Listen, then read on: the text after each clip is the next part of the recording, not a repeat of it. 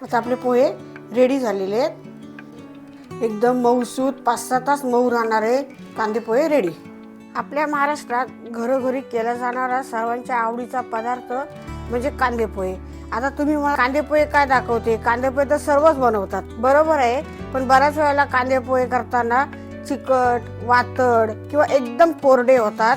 पदार्थ एकदम सोपा आहे, तरी पण बऱ्याच चुका आपल्या हातून होतात आणि कांदे पोहे आपल्याला हवे तसे होत नाहीत। मग आज आपण 7 ते 8 तास मऊसूत मोकळे कांदे पोहे कसे बनवायचे ते पाहूया। नमस्कार मंडळी, मी रश्मी किचन मध्ये तुमचं खूप खूप स्वागत आहे। चला आपण सुरुवात करूया रेसिपीला।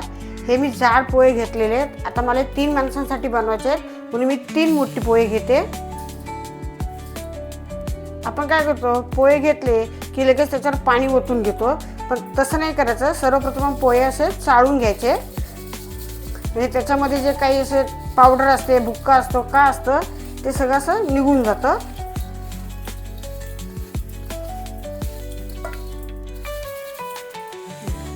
आता आपण धुवून घ्यायचे, पण धुताना अगदी हलक्या हाताने असे धुवून घ्यायचे त्यांना। तर मी आता धुवून घेते पोहे, एकदम हलक्या हाताने पोहे असे धुवून घ्यायचे।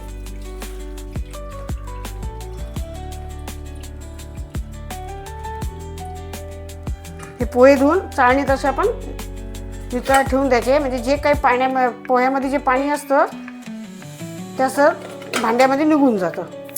पोहे आता हे मोकळे झालेले आहेत। तर आपण त्याच्यामध्ये लगेच साखर आणि मीठ टाकून घ्यायचं। आपण बऱ्याच वेळेला काय करतो, शेवटी साखर मीठ टाकतो। मी जेवढं पोह्याला लागेल तेवढंच मीठ टाकून घेतलेलं आहे, थोडी साखर टाकून घेते, करून ठेवून देते। साखर मीठ आपण आधी टाकून ठेवलं तर काय होतं, पोहे एकदम मऊसूत राहतात। आता आपण हे बाजूला ठेवून देऊया असेच। आता हे मी 2 मध्यम आकाराचे कांदे घेतलेले आहेत, ते आधी कट करून घेते। कांदा असं कट करून घ्यायचा, एकदम पण बारीक कांदा कापून घ्यायचा नाही कांदे पोह्याला। आता मिरच्या घेऊया कट करून, ह्या मी 2च टाकते। आता तुम्हाला जसं तिखट हवे असेल तसं टाकून घ्यायचं। माझ्याकडे कमी तिखट खातात, म्हणून मी 2च मिरच्या टाकते, कारण भरपूर तिखट आहेत। आता आपण कढई ठेवले, कढई तापली, तेल टाकलं, म्हणजे आपण आधी शेंगदाणे टाकून घेऊया। आता हे शेंगदाणे झालेले आहेत आपल्या, हे मी काढून घेते। थोडंसं मी पावपळी अजून तेल टाकून घेते, कारण कांदे पोहे म्हटलं थोडंसं तेल जास्तच लागतं। तेल गरम झालेलं आहे, आता मी राई टाकून घेते, थोडंसं जिरं, थोडंसं हिंग टाकून घेते। आता ह्याच्यामध्येच मी एक कांदा टाकून घेते आणि आपण हे कट केलेल्या 2 मिरच्या।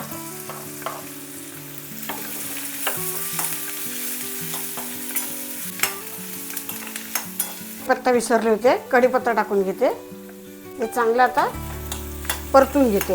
आता कांदा किती टाकला, जेवढे आपले पोहे असतात त्याचा अर्धा कांदा टाकायचा, म्हणजे पोहे आपले मऊसूत राहतात अगदी। कांद्याला कसा थोडासा ओलावा असतो, कांदा कमी पडला तर पोहे असे कडकडीत होतात किंवा असे वातड होतात। तर 1 वाटी पोहे असतील, आपण अर्धी वाटी असा कापलेला कांदा टाकायचा। त्याच्यामध्ये थोडंसं मीठ टाकून घेते कांद्यात, म्हणजे कांदाही लवकर परतून होतो आणि आपण पोह्यापुरतंच मीठ टाकलं होतं। आता आपण कांद्यामध्ये मीठ टाकून घेतलेलं आहे। आता आपला कांदा शिजलेला आहे, एकदम पण असा काळा करायचा नाही, असं एकदम ब्राऊन असं थोडंसं असं तांबूस कलर झाला आहे, म्हणजे आपला कांदा आता शिजून झालेला आहे। आता आपण त्याच्यामध्ये हळद टाकून घेऊया। आता आपण याच्यामध्ये पोहे मिक्स करून घेऊया।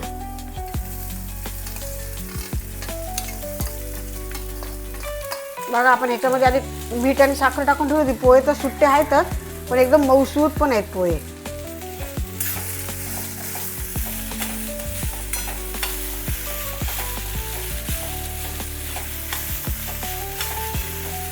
आता हे पोहे चांगल्यापणे परतून घेतले। आता आपण त्याला एक वाफ आणून द्यायचे, पण वाफ यायच्या आधी आपण एवढंसंच पाणी घेतलेलं आहे, अगदी 2 थेंब, ते असं थोडंसं शिपकून घ्यायचं, चांगलं हलवून याला ते एक वाफ येऊन देते मी।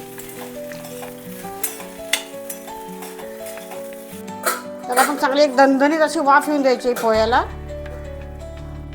5 मिनिटं झाली, झाकण काढून घेते, परत एकदा चांगले असे हलवून घेते। आता आपण तळून घेतलेले शेंगदाणे ते टाकून घेऊया। शेंगदाणे तळून काढून घ्यायचे, नाहीतर काय होतं कांदा आपण जेव्हा टाकतो तेव्हा ते शेंगदाणे मऊ पडतात. हे लिंबू घेतलंय मी अर्ध, त्यातलं थोडंसं पिळून घेते. थोडी कोथिंबीर टाकून घेते. परत एकदा असं चांगलं हलवून घ्यायचं. आपले पोहे रेडी झालेले आहेत, एकदम मऊसूत. आधी 5-6 तास पोहे चांगले असे मऊ राहतात. आता आपले पोहे रेडी झालेले आहेत. त्याच्यावर मी आता थोडंसं असं लिंबू पिळून घेते. एकदम मऊसूत 5-6 तास मऊ राहणारे कांदे पोहे रेडी. तुम्हाला ही साधी सोपी रेसिपी कशी वाटली ते कमेंटमध्ये सांगा. तुमचा अनुभव शेअर करा आणि तुमचेही पोहे असे मऊ राहतात का 7-8 तास तेही सांगा. आणि आपल्या चॅनलला लाईक, शेअर, सबस्क्राईब करा. धन्यवाद. जय श्री कृष्ण. पुन्हा भेटू नवीन रेसिपीसह.